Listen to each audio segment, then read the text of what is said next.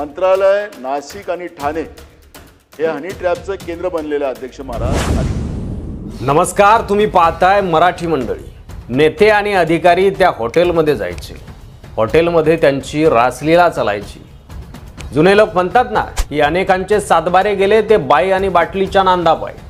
आता तीच वेळ 72 नेत्यांवर आणि अधिकाऱ्यांवर आता आली आहे। कारण सध्या महाराष्ट्राच्या राजकारणात आणि प्रशासनात एक भीषण आरोप वादळ निर्माण करतोय। राज्यातील तब्बल 72 वरिष्ठ सरकारी अधिकारी, काही माजी मंत्री आणि मोठ्या पदावरील लोक हनी ट्रॅपच्या जाळ्यात अडकल्याचा खळबळजनक दावा एका राजकीय नेत्याकडून समोर आलाय। अध्यक्ष महाराज, माझ्याजवळ पेन ड्राईव्ह पण आहे, मला ते दाखवायचा नाहीये, तो विषय नाही अध्यक्ष महाराज, मला कोणाचं चरित्रहरण करायचं नाहीये। पत्रकार परिषदेत हा गप्पस्फोट झाल्यापासून संपूर्ण राज्यात खळबळ माजली आहे आणि हे आरोप खरे आहेत का, राजकीय ब्लॅकमेलिंग आहे का, याचं खरं स्वरूप काय आहे, अशा प्रश्नांनी सगळीकडे चर्चेला उधाण आलंय।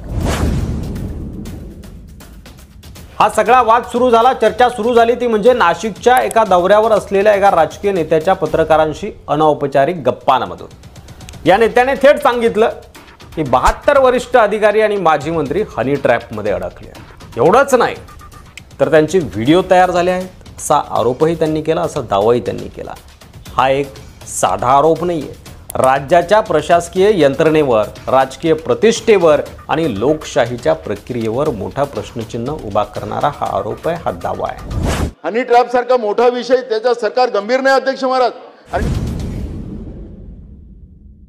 मिळालेल्या माहितीनुसार नाशिकमधील पंचतारांकित हॉटेलमध्ये हे हनी ट्रॅप प्रकरण घडल्याचं बोललं जातंय।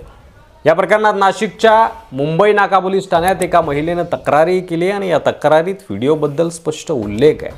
मात्र हे व्हिडिओ हनी ट्रॅपचे भाग आहेत की त्या अधिकाऱ्यांच्या, नेत्यांच्या, माजी मंत्र्यांच्या, आमदार खासदारांच्या खाजगी गैरवर्तनाचे पुरावे आहेत, याबद्दल अजूनही पूर्णपणे स्पष्टता नाही। तरी सुद्धा या व्हिडिओंमुळे अधिकारी, माजी मंत्री, आमदार, खासदार थरथर कापू लागले, तशी परिस्थिती आहे, अशी चर्चा आहे आणि प्रशासन देखील हादरलंय, अशी देखील चर्चा आहे। अध्यक्ष महाराज, माझ्याजवळ पेन ड्राईव्ह पण आहे, दाखवा म्हणाल मंत्री महोदय तर दाखवू टाकू, तुमचं सरकारचं मत असेल तर।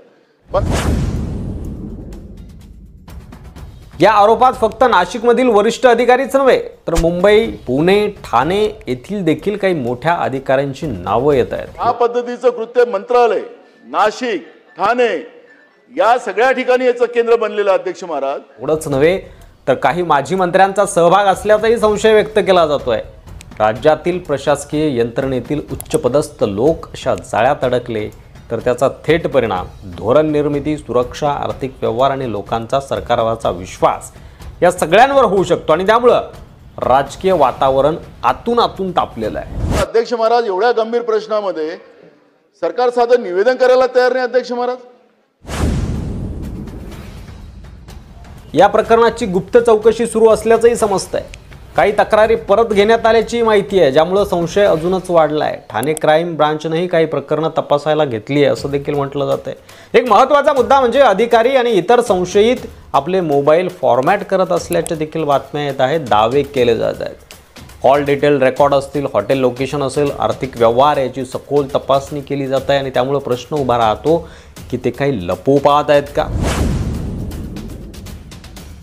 आता हनी ट्रॅप म्हणजे काय, तर या सगळ्या प्रकरणातून हनी ट्रॅप हा शब्द पुन्हा चर्चेत आला। हनी ट्रॅप म्हणजे आकर्षक व्यक्तीमार्फत किंवा महिलेमार्फत फसवणूक, गुप्त माहिती मिळवणं किंवा ब्लॅकमेलिंग करणं, अशा प्रकारे विरोधकांना, अधिकाऱ्यांना किंवा प्रतिस्पर्ध्यांना जाळ्यात ओढलं जातं। आंतरराष्ट्रीय राजकारणातही हनी ट्रॅप प्रकरणं उघडकीस आलेली आहेत। चीनच्या स्पाय ऑपरेशनपासून ते रशियन गुप्तचर पद्धतीपर्यंत आणि भारतातही याआधी अशा घटना घडलेल्या आहेत। त्यामुळे याचा धोका आणि गांभीर्य लक्षात घेणं आवश्यक आहे।